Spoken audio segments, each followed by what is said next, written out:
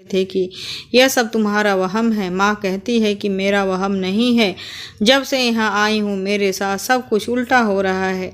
कभी कोई फ़ोन करके मुझे अजीब किस्म की आवाज़ में डराता है, पर मुझे उसकी आवाज़ समझ नहीं आता कि आखिर सामने वाला फ़ोन पर मुझे कहना क्या चाहता है और वह मुझे क्यों डराता है। पापा माँ को समझाते हैं कि ऐसा कुछ नहीं है, बस तुम उल्टा सीधा खुद ही सोचती रहती हो। माँ कहती है कि मैं आपको नंबर दिखाती हूँ, मैं झूठ नहीं बोल रही। और जैसे ही माँ ने मोबाइल को दिखाया तो उसमें नंबर था ही नहीं। पापा ने कहा कि देखा, मैं ठीक कह रहा था ना, तुम्हें तो वहम की बीमारी हो गई है। मैं तो कहता हूँ कि किसी दिमागी वाले डॉक्टर के पास चलते हैं। सारा दिन टीवी पर सीरियल देख देख कर तुम्हारी दिमाग पर असर हो गया है। माँ कहती थी कि सारा दिन मैं घर में काम करती हूँ, आपकी माँ ने तो नौकरानियों की छुट्टी दे दी है और सारा काम मुझसे ही करवाती हैं।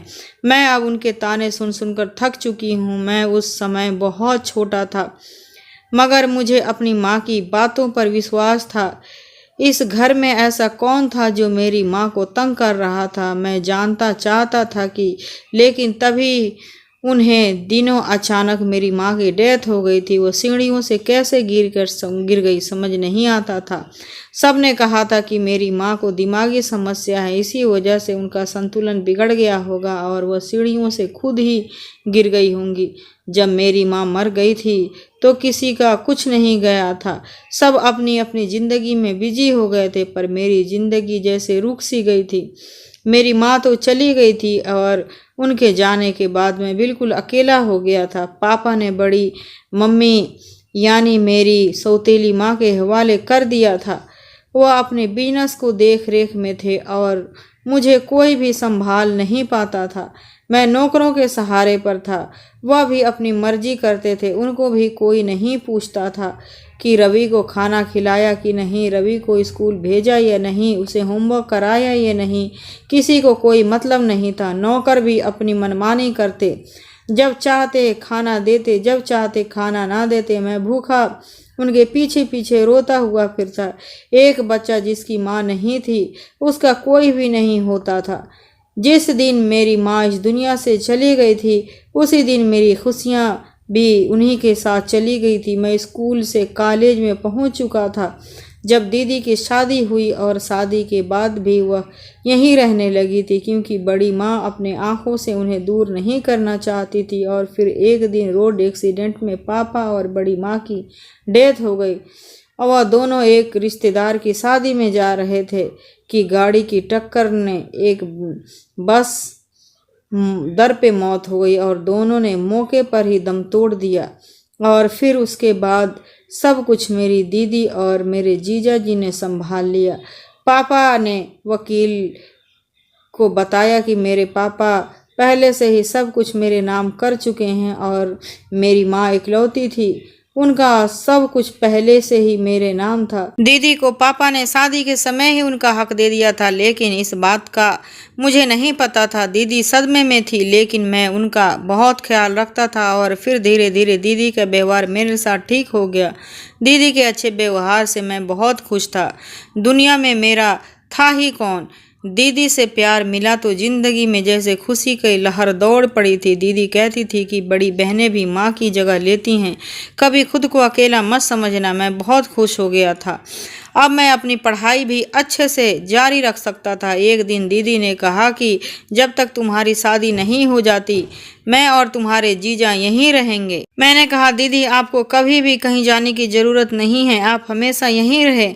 तब दीदी ने कहा कि क्या पता कल को तुम्हारी पत्नी आ जाए, वह मुझे इस घर से सहन न करे तो फिर मैं कहाँ जाऊंगी। मेरे ससुराल वाले क्या बोलेंगे कि इतने साल जिस भाई के साथ रही उसी ने अब घर से निकाल दिया, तो तुम ऐसा करो कि घर मेरे नाम कर दो। मैंने कहा दीदी ये कौन सी बड़ी बात है, ये घर जितना मेरा है उतना ही आपका है, मैं ये घर आपके नामे कर दूंगा। मेरी बात सुनकर दीदी बहुत खुश हुई।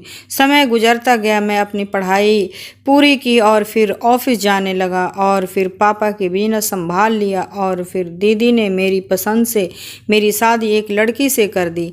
शादी की रात जैसे ही मैं कमरे में पहुंचा मेरी पत्नी की तबीयत खराब हो गई।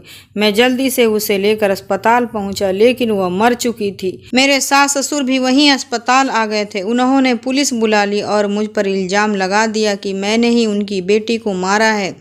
मेरे सास ससुर ने मुझे एक थप्पड़ मारा और मुझे पुलिस पकड़ के ले गई।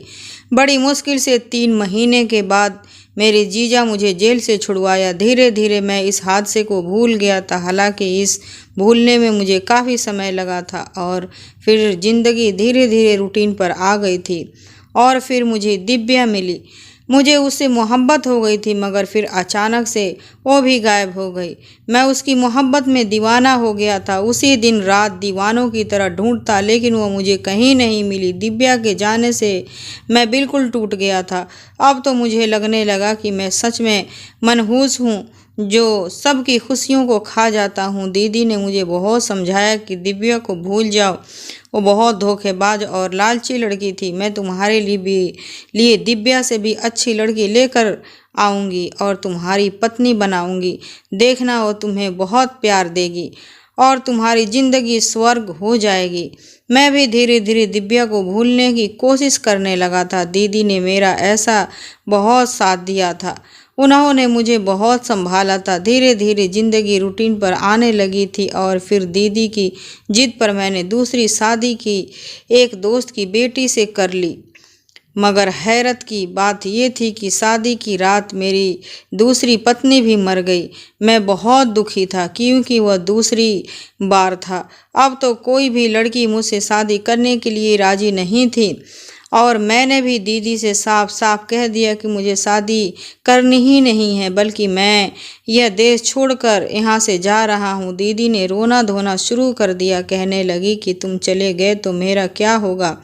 मेरा एक ही तो भाई है और तुम भी मुझे छोड़कर जा रहे हो। लेकिन अब मैं अपनी ज़िंदगी से तंग आ चुका था। 30 साल की उम्र में भी मैं बहुत दुखी था और अहलियाल था। मैं इंडिया से बाहर जाने की तैयारी कर रहा था। मेरा दिल अब यहाँ बिल्कुल भी नहीं लगता था कि उन्हें दिनों एक बूढ़ी औरत मेरे ऑफिस में आई। उसने अपना चेहरा छुपाया हुआ था। वो मेरे पैर में गिरकर रोते हुए मुझसे बोली कि मेरे घर 2 अपाहिज लड़कियां हैं, तुम उनसे शादी कर लो, तुम्हारी किस्मत बदल जाएगी। मैं बूढ़ी लाचार औरत उनका सहारा नहीं बन सकती। मेरे जाने के बाद पता नहीं मेरी अपाहिज बच्चियों का क्या होगा, तो उनका सहारा बनोगे। भगवान तुम्हें इसका फल जरूर देगा। मुझे उस बूढ़ी औरत पर दया आ गई और मैंने बहुत सोचने के बाद हाँ कर दी और फिर उनसे शादी कर ली। शादी के बाद मैंने उन्हें एक दूसरे घर ले गया। वह दोनों बाहर ही सोफे पर बैठी थी। जब मैंने घूंघट उठाया तो मेरी जान निकल गई, क्योंकि वह तो मेरी दोनों पहले पत्नियां थीं, लेकिन उनके आधे चेहरे जले हुए थे और देखने में बहुत ही भयानक लग रहे थे। वह तो मर चुकी थी, लेकिन जिंदा कैसे हो गई थी? मैं हैरान हो गया। जब उस बूढ़ी औरत ने अपने चेहरे को मास्क उतारा तो मैं फटी की फटी रह गई। उसका चेहरा देखने लगा। वह तो मेरे घर में काम करने वाली नौकरानी थी, जिन्होंने माँ के जाने के बाद मुझे संभाला था। नौकरानी पापा के समय से हमारे घर में काम किया करती थी। मैं उन्हें मासी ही कहा करता था और फिर वो अचानक से कहीं चली गई थी। मैं हैरान था और अपनी पत्नियों को देखकर परेशान भी था। मैंने मासी से पूछा, ये सब क्या है और ये जिंदा कैसे हुई? तो ये मर चुकी थी। मासी ने मुझसे कहा कि बेटा, तुम्हारे साथ बहुत बड़ी साजिश हुई है। मैं तुम्हारे सारा सच बताती हूँ।